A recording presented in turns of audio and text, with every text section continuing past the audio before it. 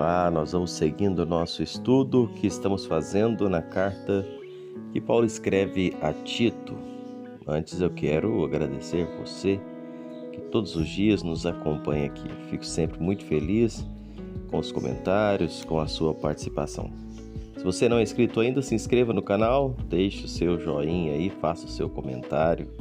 É muito bom saber que você está aqui. E compartilhe os vídeos. Nós temos uma playlist completa de estudos de toda a carta de Tito. Vale a pena você conferir. Nós estamos estudando no capítulo 3, começamos no versículo 9, quando Paulo está orientando Tito no relacionamento com as pessoas no contexto da igreja, nas questões eclesiásticas.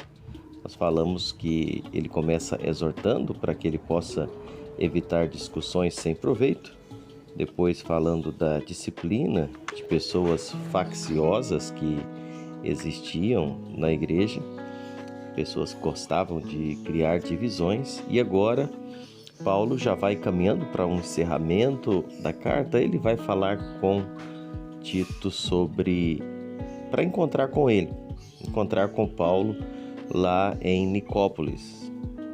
Olha só o que diz no versículo 12: quando eu te enviar a Ártemas ou Tíquico, apressa-te a vir até Nicópolis, ao meu encontro. Estou resolvido a passar o inverno ali. Paulo estava fazendo aqui, só para te contextualizar, uma espécie de troca de obreiros. Estava enviando Ártemas ou Tíquico para ocupar o lugar de Tito na ilha de Creta. As igrejas da ilha de Creta, elas não podiam ficar sem uma sólida liderança espiritual. Você conhece um pouco, você que está acompanhando os estudos, todos os problemas que essa igreja de Creta estava enfrentando. Então Tito não devia sair da ilha, sair de lá antes que o seu substituto chegasse.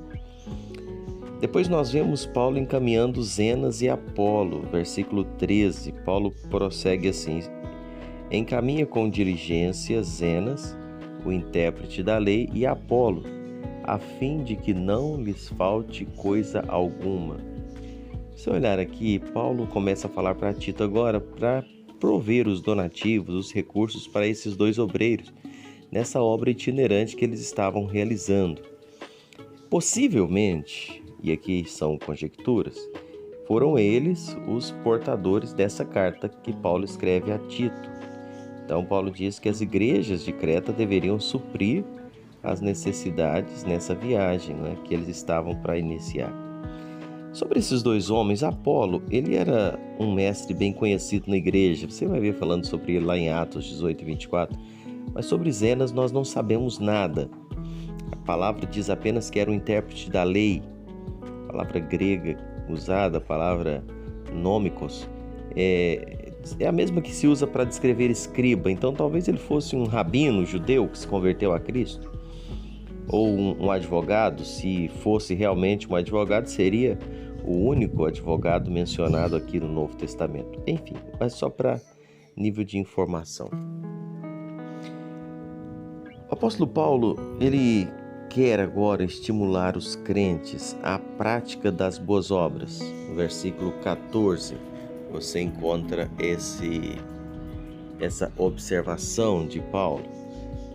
Agora, quanto aos nossos, que aprendam também a distinguir-se nas boas obras, a favor dos necessitados, para não se tornarem infrutíferos. Depois de Paulo orientar sobre onde ele queria se encontrar com Tito, falar de Zenas e de Apolo, ele agora vai falando sobre as boas obras na vida do crente. Irmãos, a salvação, ela é de graça. Isso é um fato, nós sabemos disso.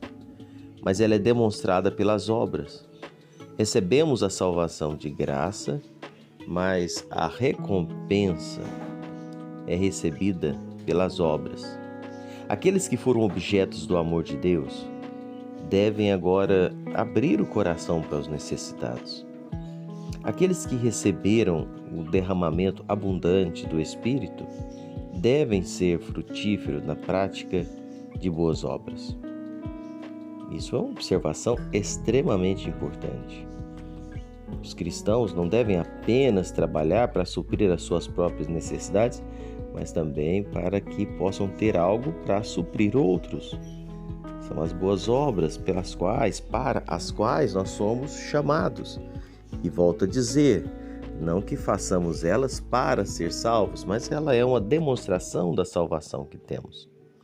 E ainda o versículo 15, Paulo orienta que nós precisamos ser um receptáculo e canal de um amor fraternal. Olha o 15, Paulo conclui assim: todos os que se acham comigo te saúdam.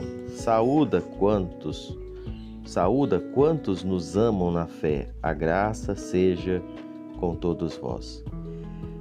Aqui Tito deveria receber e transmitir as saudações dos irmãos. Não deveria ser apenas um receptáculo, volto a dizer, mas um canal desse amor fraternal. E isso nos faz pensar, a igreja ela precisa ser um lugar de onde fluem abundantes torrentes do amor.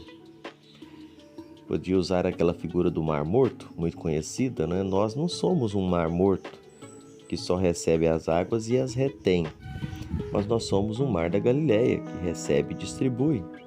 Nossa vida deve ser de portas abertas para receber amor e janelas abertas para demonstrar amor. Paulo termina essa pequena carta pastoral ainda rogando a graça de Deus sobre todos os crentes.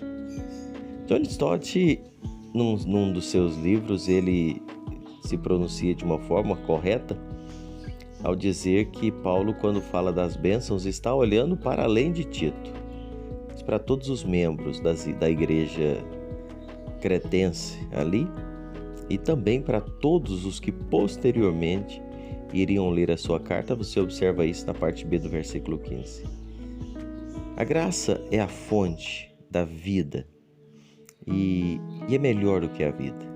Por ela somos salvos, por ela vivemos e por ela nós entraremos pelos portões celestiais. Que Deus te abençoe.